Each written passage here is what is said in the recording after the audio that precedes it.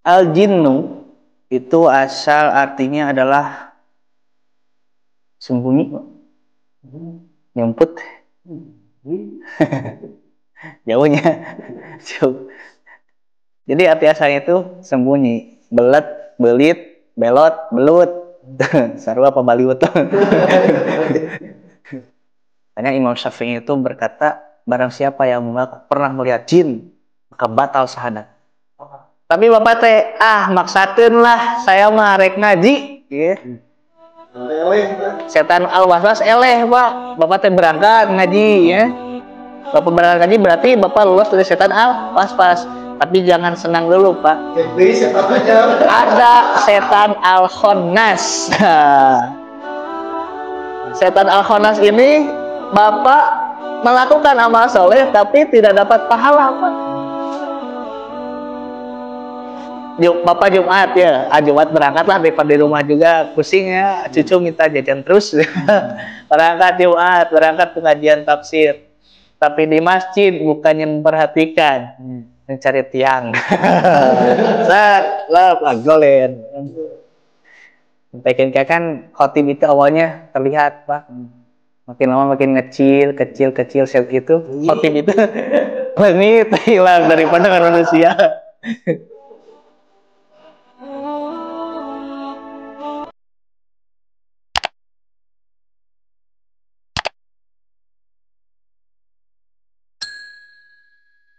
Alhamdulillahirabbil alamin wassalatu wassalamu ala nabiyyina Muhammadin khatamil anbiya wal mursalin wa ala alihi wa ashabihi ajmain.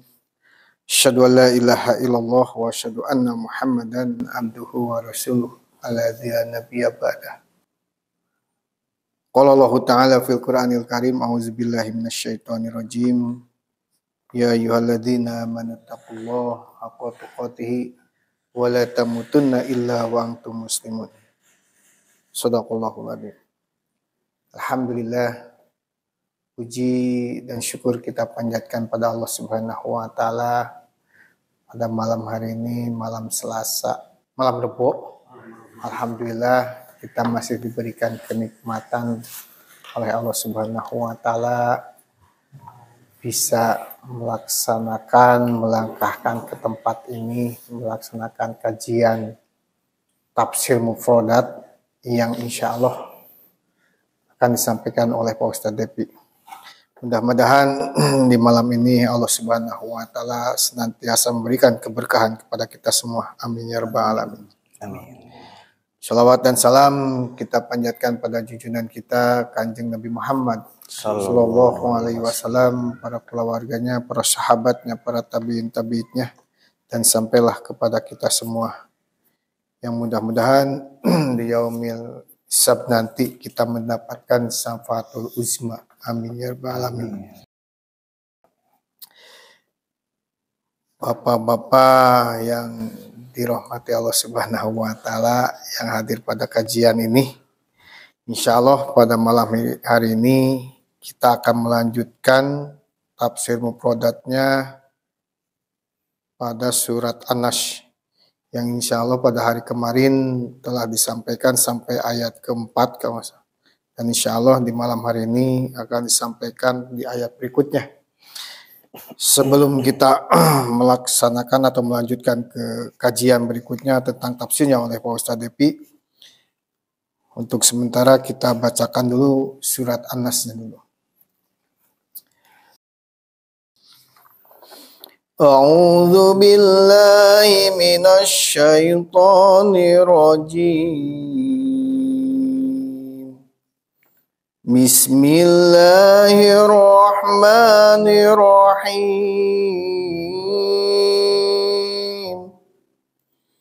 Qul a'udzu birabbin nas, malikin nas, ilahin nas, min syarril waswasil khannas, alladzi yuwaswisu fi sudurin nas, minal jinnati wan nas. Sadaqallahul azim. Yang artinya dengan nama Allah yang Maha Pengasih dan Maha Penyayang. Katakanlah, aku berlindung kepada Tuhannya manusia, Raja manusia, sembahan manusia, dari kejahatan atau bisikan setan yang bersembunyi, yang membisikkan kejahatan ke dalam dada manusia, dari golongan jin dan manusia. Untuk selanjutnya, untuk tafsir mufradatnya akan disampaikan oleh Bapak Ustadz Depi. Alhamdulillah beliau telah hadir di tempat ini. Waktu dan tempat dipersilahkan Ustadz. Alhamdulillahirabbil alamin wa bihi nasta'inu ala umuri dunya wa din wa ala alihi wa sahbihi ajma'in alladzi la nabiyya ba'da.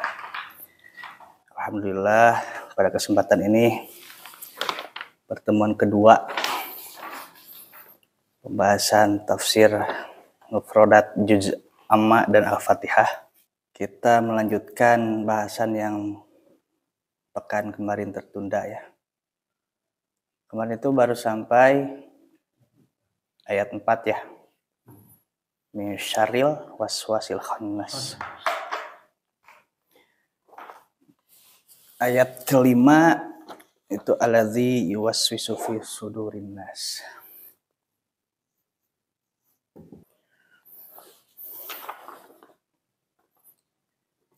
Sedikit review bahwa ayat keempat itu adalah menerangkan tentang dari apa kita berlindung kepada Allah Subhanahu wa taala. Min dari syarri kejahatan al-waswasi. Kecowas-kecowas. Dan al-khannas dan yang bersembunyi. Alladzi yang yuwaswisu, setan itu berbisik fi di dalam suduri dada-dada annasi manusia. Min dari golongan al-jinnati bangsa jin, wa dan dari golongan annasi bangsa manusia. Kata yuwaswisu sama akar katanya dari itu ayat keempat itu ya, waswasi itu. Nah ini yang dia ya yang ayat keempat itu. Nah ini sama akar katanya dari waswasa. Artinya dia bersembunyi berbisik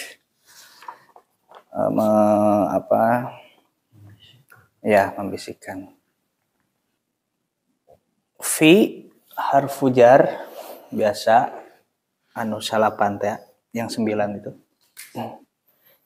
Suduri ini asal katanya adalah sodrun ya. Ya.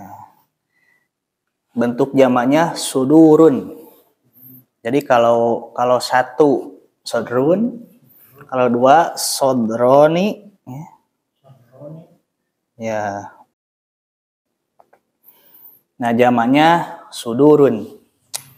Satu dada, dua dada. Ya, dada. Dada. Ini kalau dalam bahasa Nahwiyah istilahnya jamak taksir ya. Jadi jamak taksir itu bentuknya tidak ada rumus baku. Kalau jamak salimnya nanti kita belajar jamak taksir dan jamak mudzakkar salim atau jamak muannas salim.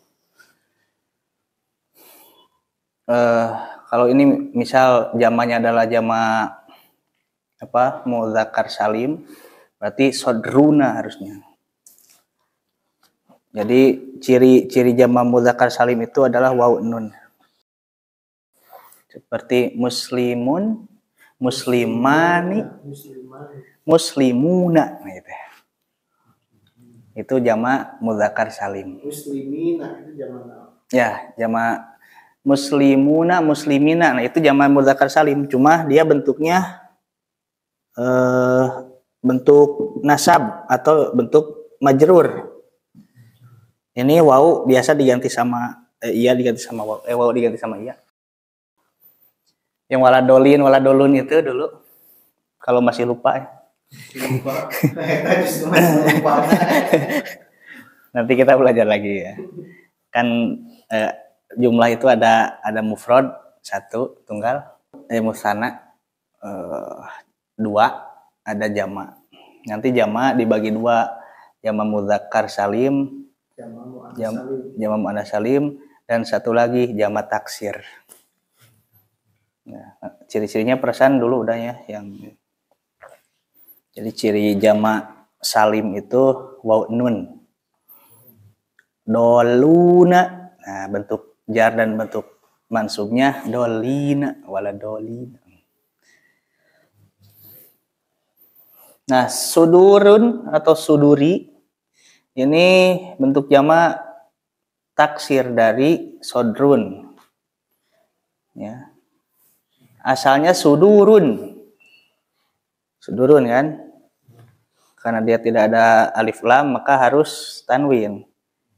Tapi kenapa jadi sudurin? Karena diawali huruf jarfi. Nah, kenapa tidak ada tanwin tapi tidak ada alif lam tapi tidak ada tanwin? Karena dia jadi mudhof. Nah, ya pelajaran mudhof ilaih itu yang rumus mudhof hapus alif lam hapus tanwin, ya kan? Nah, suduri itu asalnya sudurun, dia jadi jar, jadi kasroh karena diawali huruf jarfi. Nah, kenapa tidak ada tanwin padahal tidak ada alif lam? Karena dia jadi mudhof. Fi suduri di dalam dada-dada. Dada-dada apa? Nah, dada-dada manusia. Berarti anasi jadi kalau suduri jadi mudhof, anasi jadi mudhof ilaih. Ya, kan kalau ada mudhof harus ada mudhof ilaih kan? Kenapa dia kasroh, tidak nasu atau nasa? Karena ada huruf jar. Karena dia jadi mudhof ilaih. Kan mudhof ilaih itu harus harus kasroh kan? Masih ingat rumus mudhof ilaih? Mudhof itu hapus alif lam, hapus tanwin. Mudhof ilaih harus kasroh. Nah, jadi bentuk ini adalah bentuk Hapus alif lam dan tanwin yang mudhof. Ya, mudhof hapus alif lam tanwin. Kasroh mudhof ilaih. Nah, itu. Sodrun itu arti asalnya adalah depan, muka, bagian depan.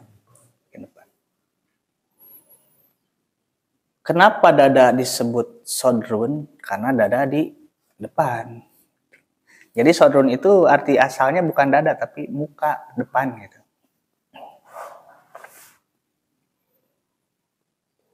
Ayat kelima, anasi udah ya kemarin penjelasannya. Asal katanya nasia, artinya lupa. Ayat kelima, min, dari golongan al-jinnati. Nah, al-jinnati ini adalah jama' dari jinniun. Al-jinnati itu.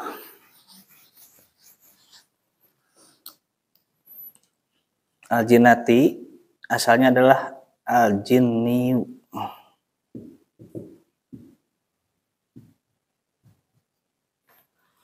Atau al-jinnu ya.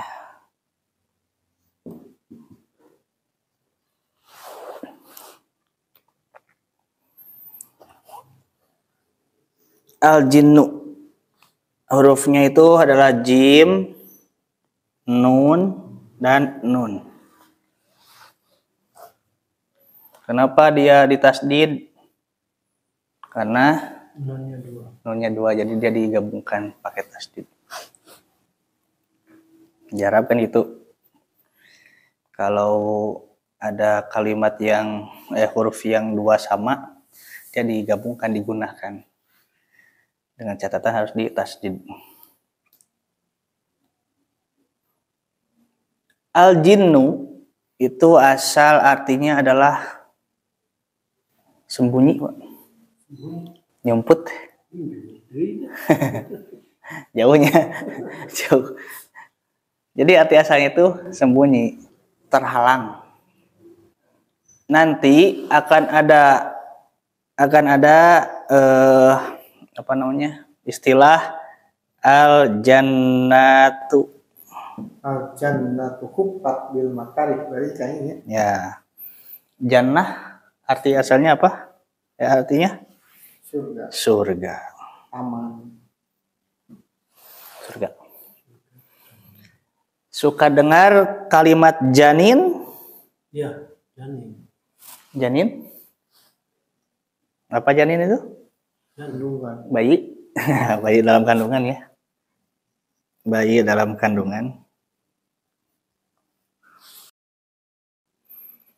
Suka dengar kalimat atau kata majnun? Pernah. Pernah. Yang gila. Orang gila. Muhammad Majnun kan. Orang-orang Quraisy itu menghina Rasul itu Muhammad Majnun. Ya. Majnun.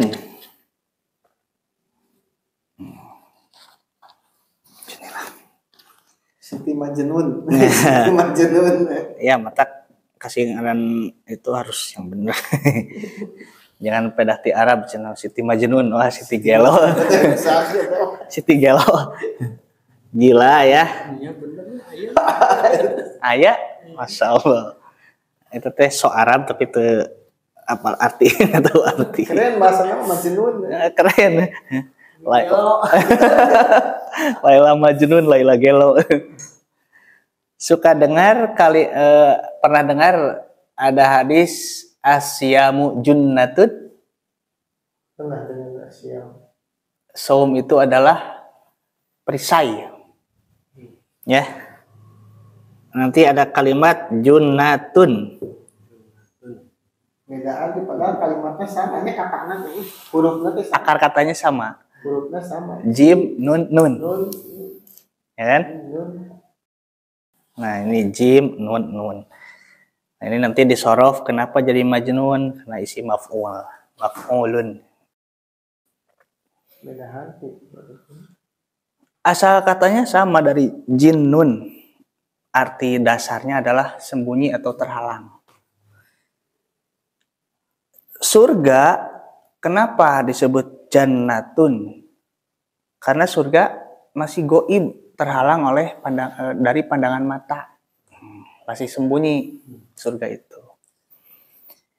Bayi dalam kandungan disebut janin.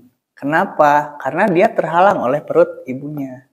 Makanya pernah saya bahas itu dalam kajian umum, ada kalimat ada tema yang namanya 3 dinding kegelapan. Itu maksudnya bayi atau manusia yang ada di dalam perut ibunya terhalang oleh 3 dinding kegelapan. Nah, bayi disebut janin. Bayi dalam kandungan disebut janin karena dia terhalang oleh perut ibunya. Orang gila disebut majnun, sama jim nun nun. Karena dia otaknya terhalang, akal sehatnya terhalang. Makanya disebut majnun.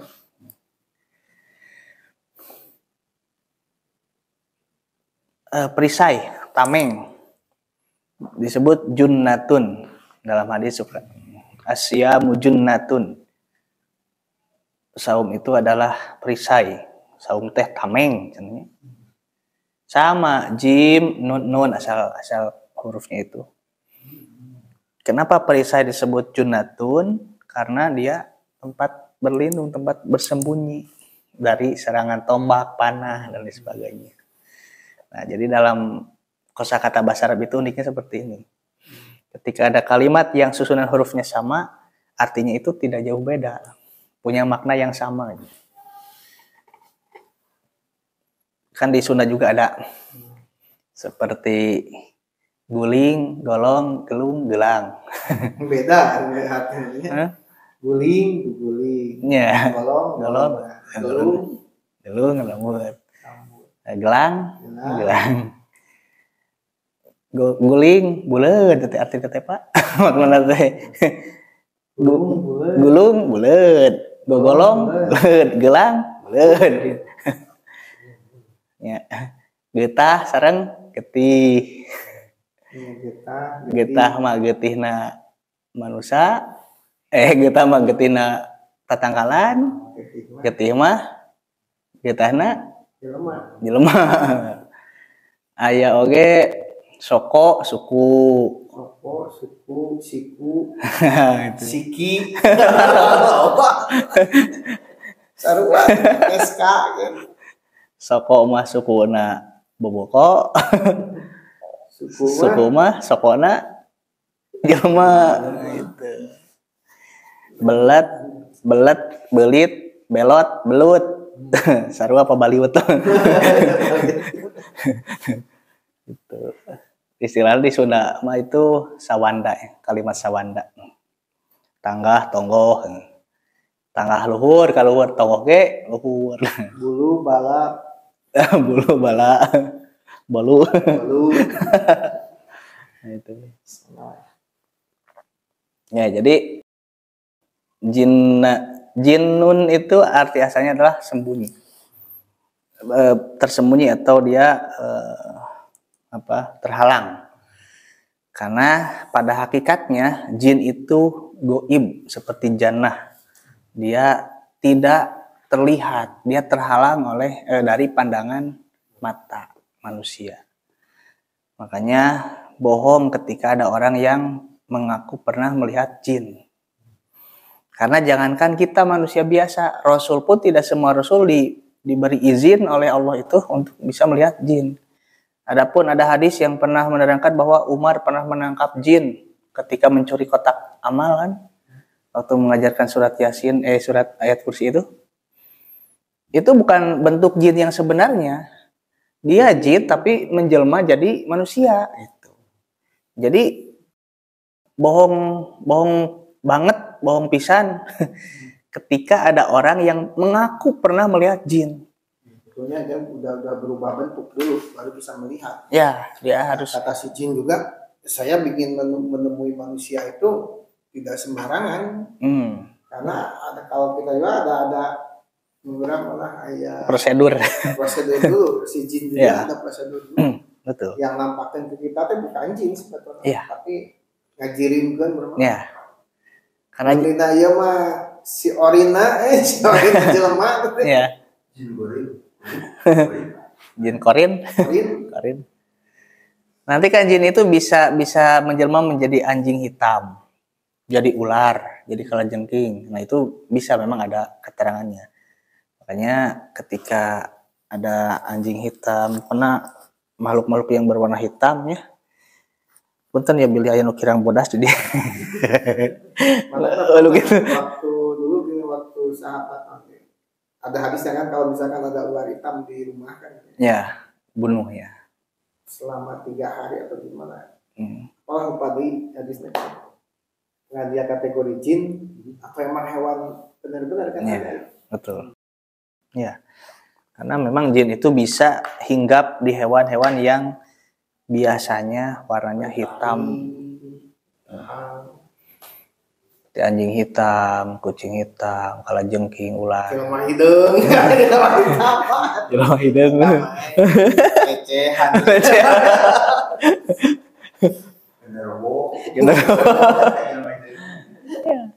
Karena Pak, jika jin bisa terlihat oleh manusia, maka dia batal jadi jinnya. Ini kan jin itu goib ya, jin itu goib. Nah, kita harus tahu kriteria goib itu seperti apa. Yang pertama, tidak terlihat mata. Yang kedua, tidak terasa tidak bisa diraba. Yang ketiga, tidak tercium. Yang keempat, tidak terdengar. Jadi jin itu yang namanya goib itu harus memenuhi 4 kriteria ini. Jika tidak ada salah satunya, maka batal dia jadi goibnya gitu. Contoh, pernah kentut? Sering. Bunyinya katanya. Ya, kentut terlihat tidak? Tidak. Warnanya tidak tahu ya, apa warnanya hitam, kuning atau gitu. Kita tidak tahu kan, karena tidak terlihat. Tapi dia tercium. Kadang-kadang tercium, kadang tidak ya. Maka kentut tidak goib meskipun dia tidak terlihat. Meskipun dia tidak terdengar, tapi ketika dia tercium, maka tidak goib gitu. Angin tidak terlihat. Terasa. Ya, tidak terlihat, tidak tercium kan? Tidak tercium, tapi dia terasa. Maka dia tidak goib, meskipun tidak terlihat dan tidak tercium. Nah, jadi kriteria goib itu harus memenuhi 4 perkara, 4 ini. Makanya jika orang yang mengaku pernah melihat jin, itu bohong. Karena yang nama jin itu goib, dan goib itu harus memenuhi 4 kriteria tadi. Batal dia jadi jinnya. Kok goib tapi ketinggalikan yang atunya saat goib lah, gitulah kasar namanya. Makanya Imam Syafi'i itu berkata, barang siapa yang mengaku pernah melihat jin, maka batal syahadatnya. Wah, luar biasa Pak Imam Syafi'i itu. Kalau batal syahadatnya berarti dia keluar dari Islam.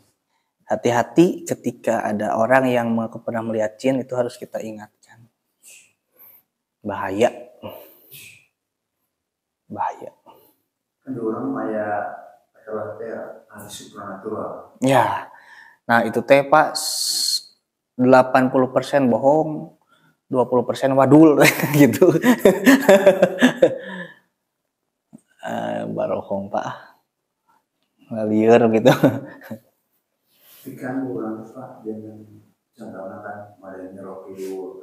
Ya. Jadi rumahnya orangnya bisa kanakan bisa ditakuti kan. Betul. Kenapa demikian?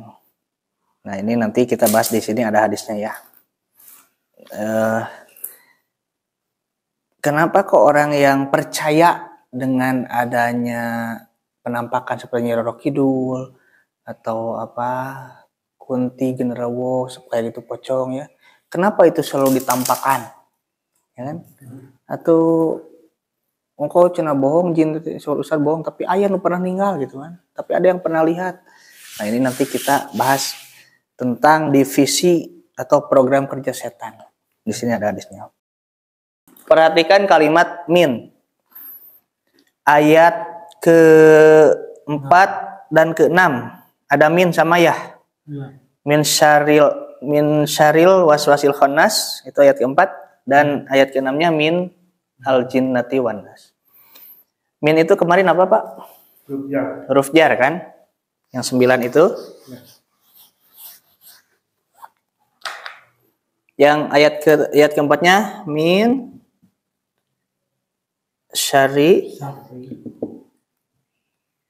waswasil ya, nah sinilah. Sama min Pak. Sama huruf jar. Tapi ini beda. Ini yang disebut serupa tapi tak sama. Min itu nanti ada 2. Ada min lil jam'i, menunjukkan atau seluruhnya. Ada min lil ba'di, menunjukkan sebagian. Nah, ayat lil jam'i, min lil jam'i,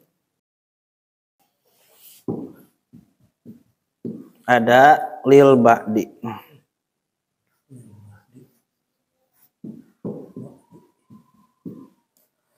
Ya. Ini min itu bisa lil jam'i, menunjukkan keseluruhan. Ada lil ba'di, sebagian. Min dalam ayat keempat, yang keempat ya. Min dalam ayat keempat ini adalah lil jam'i, menunjukkan seluruh. Kenapa? Dari segi makna dia min syaril waswasil khannas, dari kejahatan. Maksudnya ini dari seluruh kejahatan. Kita berlindung kepada Rob manusia itu dari seluruh kejahatan. Kejahatan setan yang berbisik dan yang bersembunyi.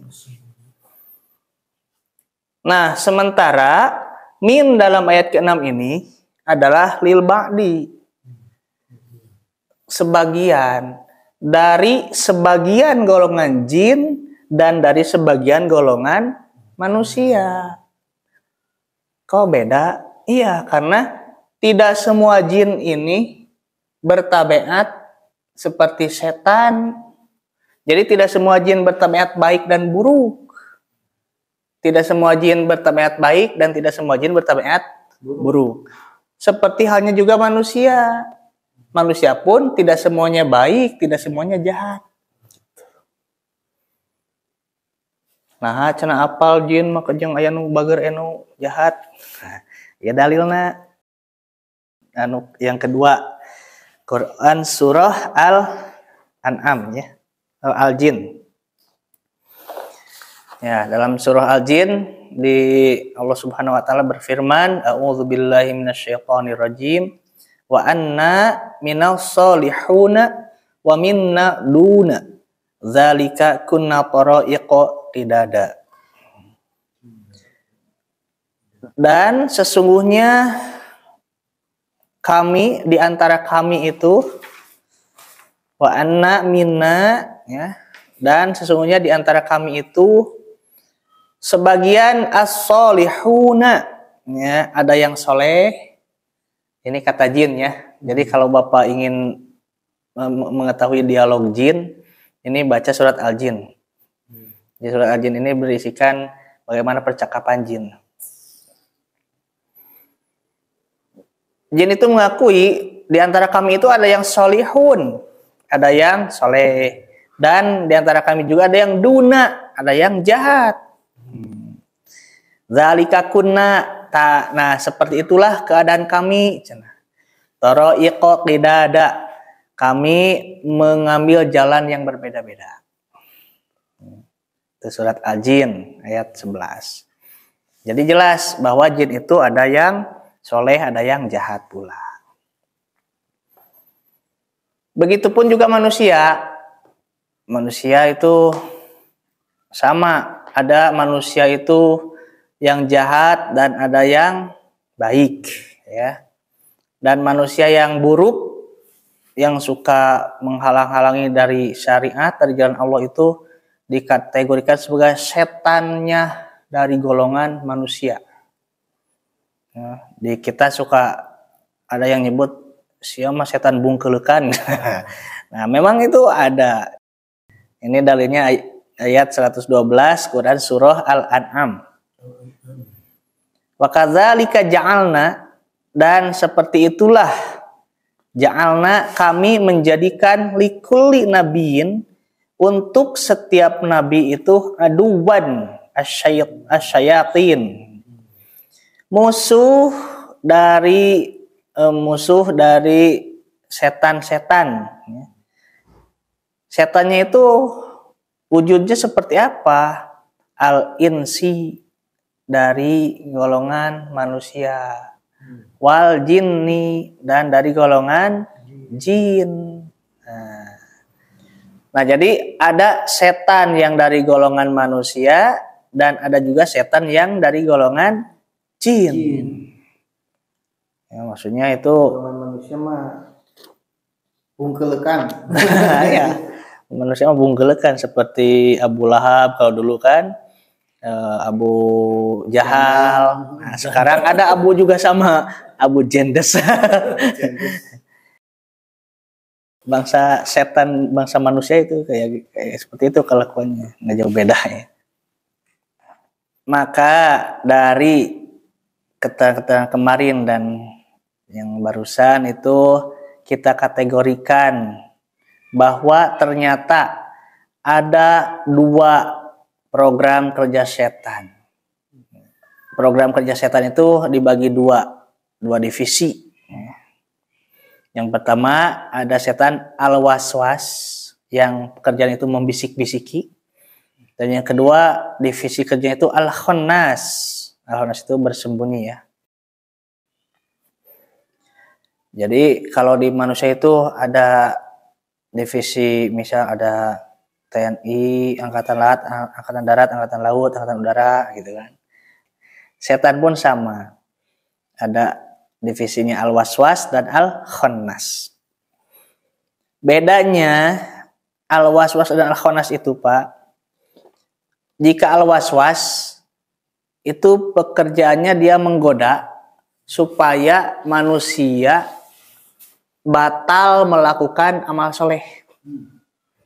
Jadi setan al-waswas itu kerjanya adalah membisikkan kepada manusia supaya tidak jadi atau batal mengerjakan amal soleh. Nah, sementara al-khannas itu supaya amal soleh yang dilakukan oleh manusia batal mendapat pahala. Bedanya. Jadi kalau al-waswas itu dia membisiki supaya manusia tidak jadi melakukan amal soleh. Kalau al-khannas, iya, manusia dia sudah beramal soleh, tapi bagaimana caranya supaya tidak dapat pahala itu. Nah, ini hadisnya, hadis tentang program kerja al-waswas ya, setan al-waswas. Inna syaitona, sesungguhnya setan itu qu'udan itu arti dasarnya adalah duduk. Ya, nanti ada kalimat qa'idun. Qa'idun itu orang yang duduk, bukan orang yang modiar. Di Sunda modiar qa'id ya. Gitu. Iya. Qa'id itu isim fa'il kan? Isim fa'il. Nah, gitu kan? Qa'idun. Arti asalnya orang yang duduk, seorang laki-laki yang duduk gitu. Seperti kemarin Malikun, seorang raja. Ini qa'idun, orang yang duduk. Jadi dasar katanya ada. Ada. Nanti ya, qu'udan, qa'idun, maq'udun. Nah, itu. Nanti belajar sorofnya ya. Inna syaitona, sesungguhnya setan itu qa'ada, dia duduk. Nah, arti rasanya duduk, tapi di sini maknanya adalah menghalangi. Menghalangi libni Adama, kepada manusia. Ibnu Adam itu manusia. Kemarin kan disebutkan bahwa manusia itu sebutannya ada Bani Adam, ada insu, anas, ya insan, bashar ya. Kalau ada menghalangi libni Adam kepada manusia itu bitoriqihi, ya, dalam jalannya, jalur ketaatan maksudnya. Kalau ada lahu, setan itu menghalangi manusia bitoriqil Islam, dari jalan Islam. Faqala ataslimu, kenapa kamu masuk Islam? Wa tadru dinaka wa dina abaika. Kalau masuk Islam, kamu berarti meninggalkan dinaka, agama kamu, agama terdahulu, agama awal dia gitu ya. Wa dina abaika, dan agama nenek moyang kamu. Qala, maka manusia itu fa'asohu, tidak menghiraukan. Asohu itu dari maksiatnya, aso maksiat, jadi membangkang lah. Ini fa'asohu itu membangkang kepada godaan setan ini maksudnya. Wa aslama, maka dia masuk Islam. Jadi ada orang yang digoda untuk masuk Islam, tapi orang itu dia tidak menghiraukan, membangkang godaannya itu, melawan lah ya. Qala, kata Rasul, wa qa'ada lahu bi tariqil hijrah. Kemudian setan menghalangi manusia bi tariqil hijrah, dari jalan hijrah. Faqala, atuhajiru, kenapa kamu hijrah? Wa tad'u ardaka wa sama'aka.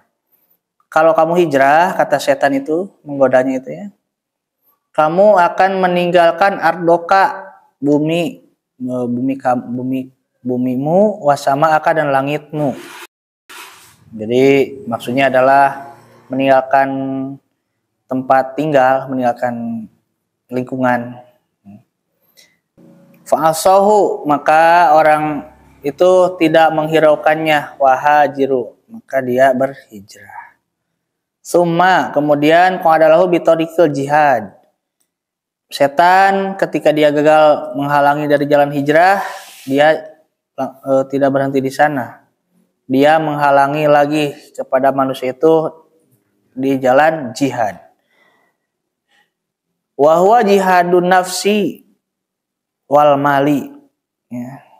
Kenapa kamu jihad? Padahal jihad itu, kata setan, itu jihadun nafsi, mengorbankan nyawa dan harta, wal mali, harta. Ya. Faqala, setan masih menggoda, tuqatilu, kamu berperang, fatuqtalu, dan kamu terbunuh. Naona jihad lah, kete mengorbankan nyawa, mengorbankan harta, kamu teh nanti itu berperang, kemudian terbunuh. Fatun kahul mar'atu, istri kamu dinikahi orang lain karena jadi janda. Wa yuksamul malu, dan harta yang kamu kumpulkan itu yuksamu dibagi-bagi, diwariskan ya. Jadi godaan setan itu ketika orang mau jihad itu seperti ini. Lamun sukti sama perang, kabayang kuring aya numaihan, kabayang pamajikan jadi randa, aduh bari geulis kene. Dikawin batur.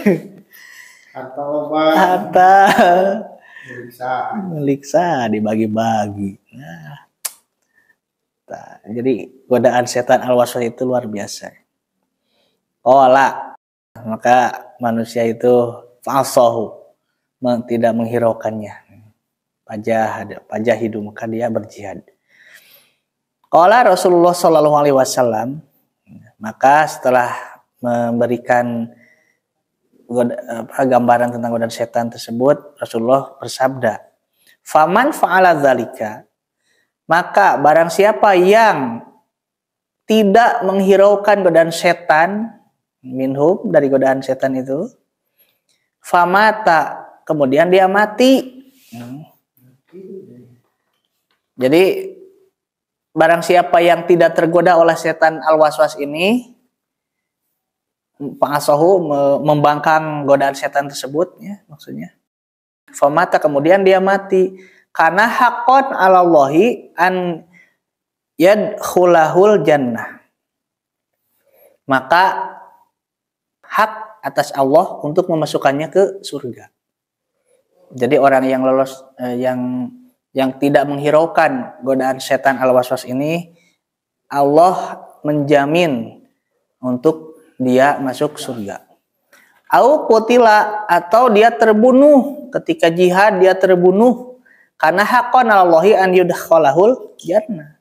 Maka Allah juga berhak ya untuk memasukkannya ke surga.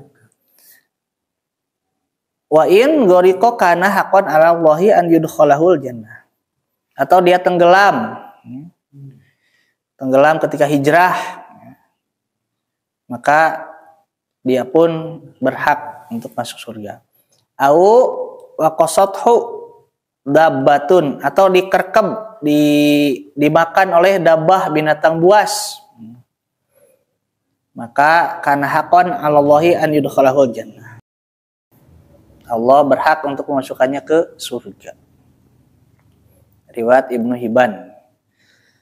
Jadi orang yang lolos dari godaan al-waswas ini oleh Rasulullah diklaim sebagai orang yang berhak atas Allah untuk dimasukkan ke dalam surga. Jadi al-waswas ini adalah program kerjanya membisik-bisiki supaya manusia tidak jadi melakukan amal soleh. Seperti Bapak mau Jumatan, aduh ya mending Jumatan tunuh. mau belajar tafsir ya mending tafsir. Mending tafsir mending naon itu unuh harfi yang penting liur. Nah, godaan setan itu membuat manusia sabil.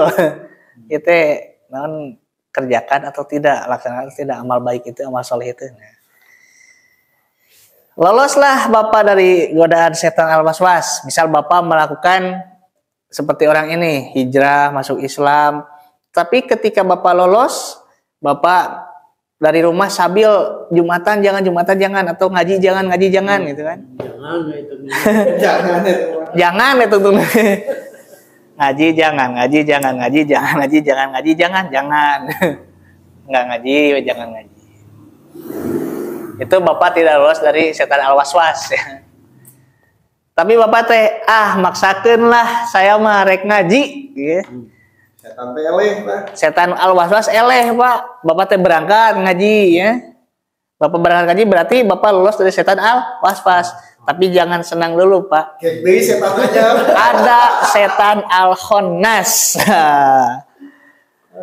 Setan al-khonnas ini Bapak melakukan amal soleh tapi tidak dapat pahala, Pak.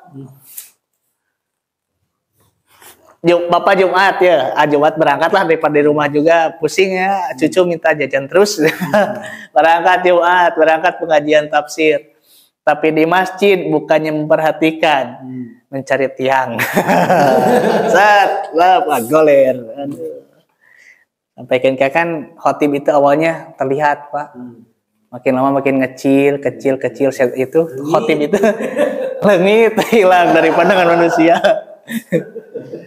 Ngalengit Sakti khotib sekarang suka menghilang. Itulah. Jadi lolos dari setan al-waswas belum tentu lolos dari setan al-khonnas. Luar biasa. Bukan.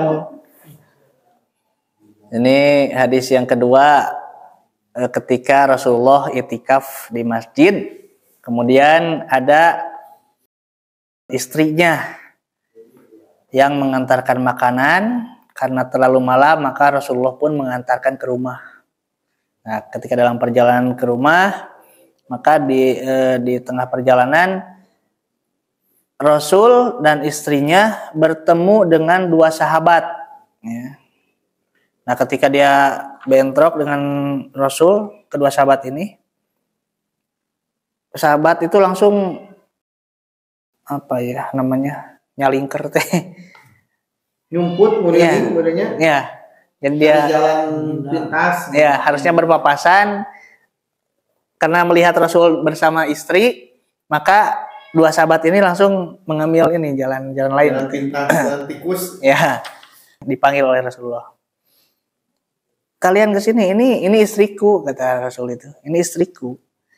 Maka para sahabat pun menghampiri, kemudian berkata, sungguh ya Rasulullah, kami tidak berpikir apa-apa tentang istri ini, maksudnya tidak suzon.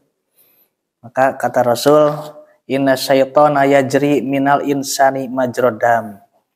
Sungguhnya setan itu mengalir lebih cepat kepada pemikiran manusia, kepada hati manusia itu, majrodami, lebih cepat dari aliran darah. Jadi ketika orang iya Rasul kok engkau cenah membawa istri tengah malam teh tidak boleh jinah kan. Tapi ya Rasul tabiri aya sangkian kitu. Soalnya setan itu mengalir ke dalam hati manusia itu lebih cepat dari aliran darah. Makanya oleh Rasul dijelaskan bahwa ini istriku, bukan siapa-siapa gitu. Makanya Rasul itu berkata, wa ini khasyitu an yulqiya fi anfusikuma syai'an. Aku khawatir jika kalian menyangka buruk ya dalam diri kalian. Jadi takut sahabat suuzon Rasul nyanyanak istri yang peti yang naon nah bisi gitu.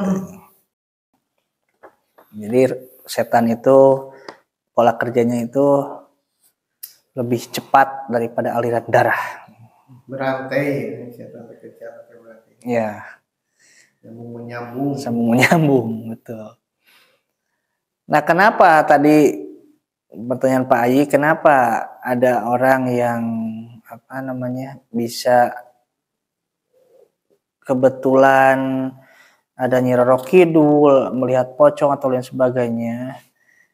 Karena ini setan itu ketika ada orang yang berpikiran menyimpang dari aturan, maka oleh setan didukung. Jadi oleh setan itu dikompori gitu, Pak. Nah, ketika ada orang yang beranggapan, berasumsi dia berasumsi akan sesat, maka oleh setan itu dituntun dia. Makanya ketika ada orang yang pesugihan Nyi Roro Kidul, nelayan yang percaya bahwa jika tidak ada pesugihan untuk Nyi Roro Kidul akan sial. Nah, oleh setan itu didukung dia. Nah, itu betul. Iya, genaheun ya korban. Maka ketika dia percaya akan kejadian hal itu, oleh setan itu didukung dia. Jika tidak pesugihan, maka hasil tangkapannya kurang. Jika tidak ada pesugihan mencit munding, kepala kerbau, maka hasil pertaniannya akan gagal. Nah, itu oleh setan didukung ya, disupport. Karena kalau nggak mah kalau di ayah bakal ayah itu. Nah, seperti itu. Lamun dicuekeun, Ya, seperti itu, betul. karakter itu gitu. Misalnya wah dirinya teh ayah ya. Ya. Pasti itu teh hayang lah sebenarnya tong disamat-samat lah gitu. Ya. Kita berasumsi di rumah kosong itu ada hantu, ada jin. Kan kata Imam Syafi'i, siapa yang mengaku pernah melihat jin batal syahadatnya gitu kan. Nah, ketika kita berasumsi ada jin, maka setan itu, nah bagaimana caranya supaya dia batal syahadatnya? Nah, seperti itu kan. Makanya di papais ke orang, ku setan didukung. Jadi tampak. Tampak itu bukan wujud jinnya, tapi halusinasi kita yang seolah-olah direkayasa oleh setan, seolah-olah nyata ada. Oh, itu berarti kalau Habib jin kan. Nah, itu. Kan Pak, tapi buktinya dengan ditemukan bahwa isuannya sebatas Sunan Kalijaga itu sebelum bisa nikah Nyi Roro Kidul. Ya. Nah, emas terus. Ayah kan ini itu mah. Ya. Sebab itu bahkan setiap pengusaha presiden Indonesia kudu nikah Nyi Roro Kidul. Ya. Betul. Contoh mulai Soekarno kan, bukan Soeharto. Ya. Ayah ada mah setiap kamar deh. Ya, betul. Ya, itu karena pertama itu tadi setan itu ketika seorang sesat maka akan diiyahkan, akan didukung. Yang kedua, saya pernah membahas tentang pernikahan manusia dengan jin di Arjasari di Rancakoli itu, bahwa secara anatomi pun dia beda. Antara jin dan manusia itu beda secara anatomi itu. Jadi tidak bisa dia nikah sama beda jenis makhluk ya. Nah, itu kalaupun ada yang mengaku seperti itu, maka ya itu tadi bisa saja itu adalah rekayasa setan supaya manusia jauh tersesat dari jalan Allah. Nah, tugas kita adalah menguatkan akidah supaya jangan terjerumus ke lembah hitam seperti itu. Jadi kita yakinkan saja apa yang dikatakan Al-Quran dan hadis. Kita yakinkan saja bahwa kunci jin itu tidak ada. Adapun ada orang yang pernah mengaku jin, maka itu adalah setan yang merekayasa supaya dia seolah-olah melihat jin tersebut. Beda halnya dengan sihir. Sihir memang ada, ilmu sihir itu memang ada dari sejak zaman Nabi Musa pun sudah ada sihir itu. Tapi kalau yang pernah melihat jin itu tidak ada. Lolos dari setan al-waswas, tapi belum tentu lolos dari setan al-khannas. Ya. Jadi sampelnya kayak tadi orang Jumatan, memang dia berangkat Jumatan, tapi sampai di masjid dia malah tidur. Al-Khonas itu berperan di sana. Manusia beramal soleh tapi gagal mendapat pahala. Itu divisi Al-Khonas. Ada juga yang ini dalam Al-Quran, ya. Surah Al-Baqarah ayat 266. Firman Allah Subhanahu wa taala, "Ayawaddu ahadukum antakuna lahu jannatun." Ingin diperlihatkan ahadukum seorang antakuna lahu jannatun. Yang orang itu mempunyai jannatun, kebun, ya. Ini jannatun di sini kebun. Ada lagi istilah jannatun kebun. Min nakhilin wa anabin tajri min tahtihal anhar. Kebun itu ada buah-buahan dan anggur. Kurma, anggur di sana itu. Tajri min tahtihal anhar yang ya mengalir di kebun itu, di bawah kebun itu anhar, sungai. Lahu fiha itu. Min kulli samaratin, tidak hanya anggur dan kurma, tapi juga min kulli samaratin. Banyak juga buah-buahan yang lain. Wasobahul kibaru, dan keadaan si laki-laki itu adalah kibar. Kibar itu dari kaburo, besar, maksudnya sudah tua renta. Walahu, dan dia memiliki dzurriyyatun, keturunan du'afa'u, ya, keturunan yang lemah. Jadi ada orang yang mempunyai kebun, kebunnya itu sudah banyak, tinggal panen. Fasobaha ilsorun fihi narun. Tapi tiba-tiba ketika mau panen, kebunnya itu dilalap oleh angin yang panas membawa api. Jadi bisa kita bayangkan ada seseorang yang punya kebun kurma, anggur, dan tidak hanya itu, buah-buahan juga banyak. Dia sudah tua renta, memiliki keturunan yang lemah, ya. Kemudian pas mau panen, dia kebunnya itu terbakar oleh angin yang membawa api. Tarokot, nah, maka terbakarlah. Kadzalika yubayyinullahu lakum. Seperti itulah Allah menjelaskan kepada kalian al-ayati la'alakum tatafakkarun. Seperti itulah Allah menjelaskan kepada kalian ayat-ayatnya la'alakum, mudah-mudahan tatafakkarun, kalian berfikir. Nah, Ibnu Abbas Ibnu Abbas ketika membaca ayat ini dia nangis, Pak. Nangis. Kita mah kan baca ini cuek. Karena tidak paham maknanya gitu. Yang kita pahami ketika membaca ayat ini, orang tua renta mempunyai kebun, mempunyai anak yang lemah, mau panen, terbakar, gitu aja kan yang kita pahami. Tapi Ibnu Abbas itu, beliau itu lebih jauh lebih paham. Ketika membaca ayat ini, beliau nangis. Ketika ditanya, kenapa engkau menangis ya Ibnu Abbas? Aku takut amalan yang selama ini aku tanam, amalan yang selama ini aku kerjakan, ketika siap mau panen, mau dipetik hasilnya, justru terbakar. Bagaikan itu ya. Ya, kan Kiaskan ini. iya, ini majazi, ini kias. Jadi tidak hakiki, tidak arti sebenarnya ayat ini tuh. Dia majazi, kias, bahwa ada orang yang ketika kaya, ketika dia kuat, dia menyumbang ke Mushola Al-Ikhlas misalnya. Dia bisa membawa penduduk atau orang sekitar masuk bekerja di pabriknya misalnya. Tapi ketika dia terjatuh, hilang kehormatan, terjatuh secara ekonomi ataupun wibawa, dia sering ada orang yang bilang, iya lamun eueuh aing moal ngadeg. Budak eta lamun eueuh aing moal bisa gawe nepi ka ayeuna. Nah, Lamun tepu aing. lamun tah. Aing.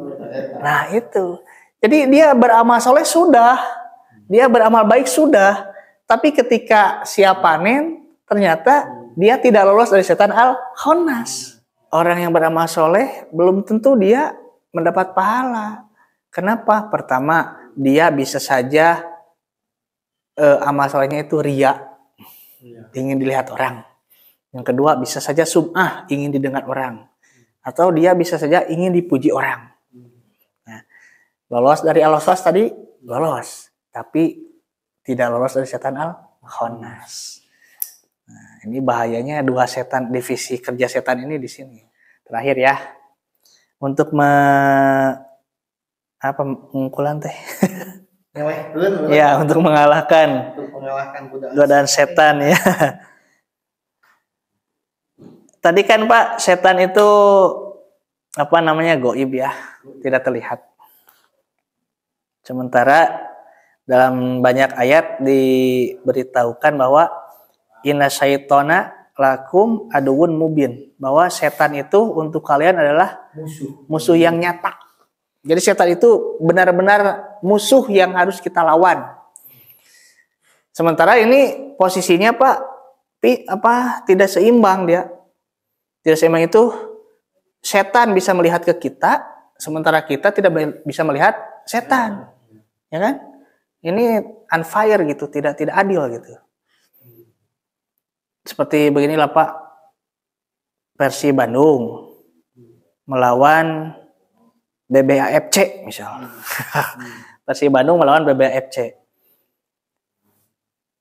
Persib Bandung kita tahu kualitasnya seperti apa. Butut. Aja nama bututnya. Dulu mah kan bagus ya.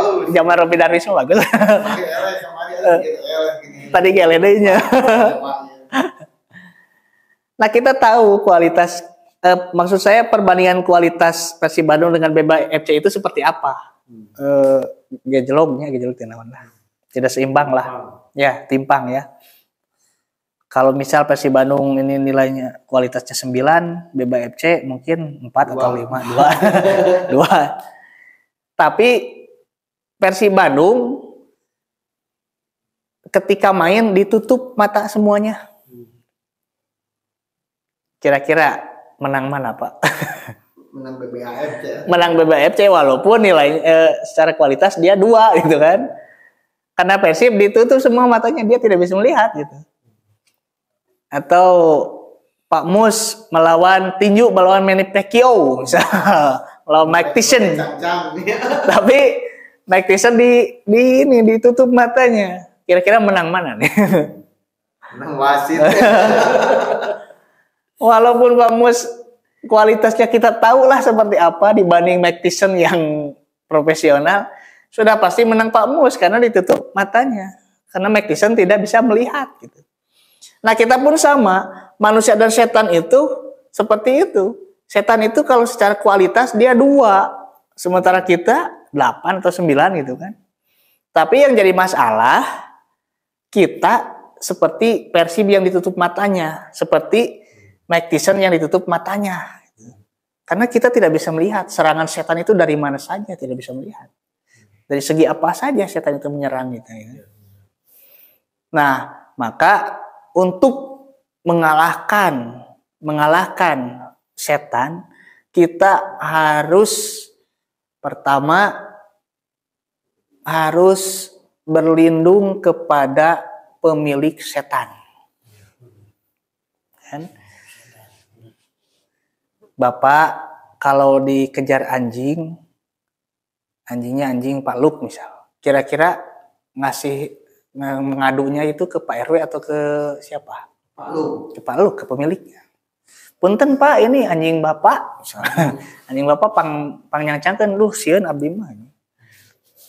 Nah, ini pun sama, ketika kita digoda setan, karena kita tidak mungkin bisa melihat setan, maka kiat-kiat untuk mengalahkan setan itu yang pertama kita adukan kepada pemilik setan, itu Allah. Ini dalam surah Al-A'raf ya. Bisa dibaca bahwa jika engkau ya dalam keadaan lemah dan digoda oleh setan, fasta'idz billahi, maka berlindunglah kepada Allah. Innahu sami'un alim. Karena Allah itu maha melihat, maha mengetahui. Jadi ini Pak, tingkatan gaib itu yang harus kita ketahui Pak. Allah itu maha gaib. Ya. Di tingkatan kedua ada malaikat. Tingkatan ketiga ada jin. Setan ya seperti itu. Dan di tingkatan keempat ini ada kita manusia. Allah bisa melihat kepada malaikat, setan, kita manusia. Malaikat ini tidak bisa melihat Allah. Ini karena Allah maha gaib. Tapi malaikat bisa melihat dirinya, bisa melihat setan, dan bisa melihat manusia. Setan ini tidak bisa melihat malaikat apalagi Allah. Tapi setan bisa melihat dirinya dan juga manusia. Nah, manusia ini tidak bisa melihat ketiganya ini.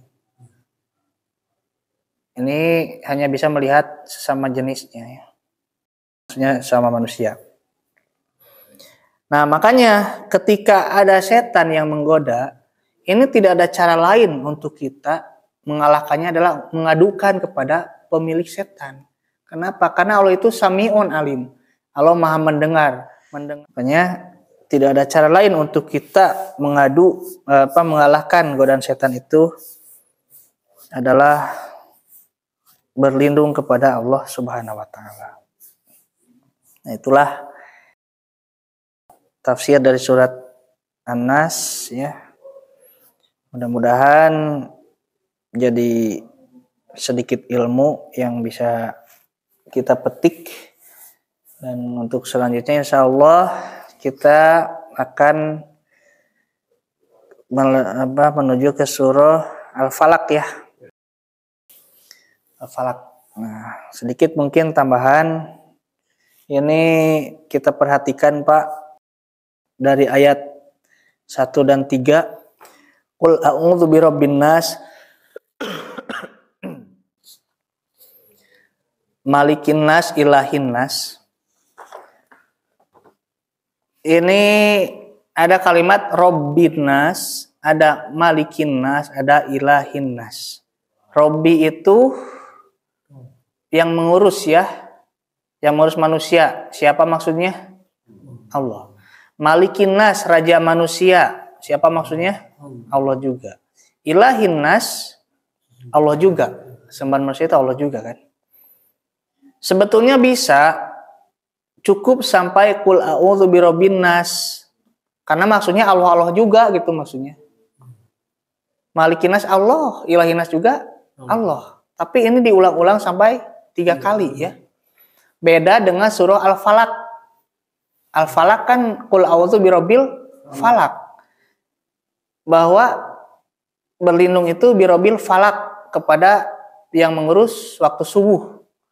Ayat keduanya langsung min syarri makhluk, dari kejahatan makhluk, ya kan? Dalam Anas itu lafaz Allah disebut 3 kali, sedangkan Al-Falaq cuma 1 kali, ya kan? Lafaz Allahnya 3 kali di Al-Nas, di Al-Falaq 1 kali. Tapi kejahatan lafaz ya yang dijadikan objek perlindungan itu apa yang dalam surat Anas ini cuma 1, yaitu godaan setan. Ya.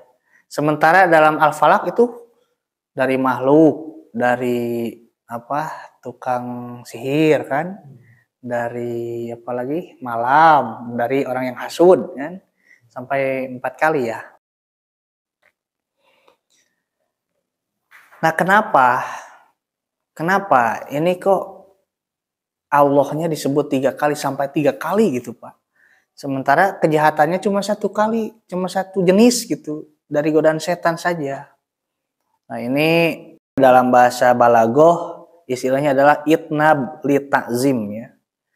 Jadi mengulang kalimat Allah ya, birabbinas malikinas ilahinas itu Allah juga kan maksudnya.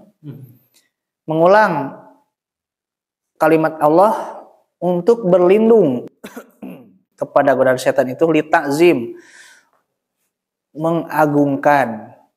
Karena apa? Karena kejahatan yang datangnya dari setan, dari sudurinas, dari dalam diri manusia itu lebih berat daripada godaan atau kejahatan yang datang dari eksternal. Jadi godaan setan yang datang dari dada manusia itu godaannya lebih berat, Pak, dari godaan yang datang dari eksternalnya. Ini kan godaan internal dari hati. Makanya kita harus lebih lafazalnya itu harus diulang-ulang supaya bisa mengimbangi godaan setan, supaya bisa mengalahkan godaan setan. Saya cukupkan sekian, mudah-mudahan kita dalam keadaan sehat dan lepas atau lolos dari godaan setan al-waswas dan juga al-khannas. Wassalamualaikum warahmatullahi wabarakatuh. Alhamdulillah hatur nuhun karena kajian tafsir mufradatna anu medugikeun, mudah-mudahan naon-naon nu didegikeun bieu teh sing namih-namih cermin kanggo urang sadayana, namih-namih keimanan sareng katakwaan ka Allah Subhanahu wa taala. Amin ya rabbal alamin. Satasan tutup mangga urang sarengan heula ngadoa ka Allah Subhanahu wa taala. Bismillahirrahmanirrahim. Subhanakallah wa bihamdika asyhadu an la ilaha illa anta astaghfiruka wa atubu ilaik. Rabbana la tuzigh qulubana ba'da idh hadaitana wa hab lana min ladunka rahmah innaka antal wahhab. Rabbana innaka jami'un nasi liyaumil la raiba fihi innallaha la yukhliful mi'ad. Rabbana atina fid dunya hasanah wa fil akhirati hasanah wa qina adzabannar. Walhamdulillahirabbil alamin. Wassalamualaikum warahmatullahi wabarakatuh. Waalaikumsalam warahmatullahi wabarakatuh.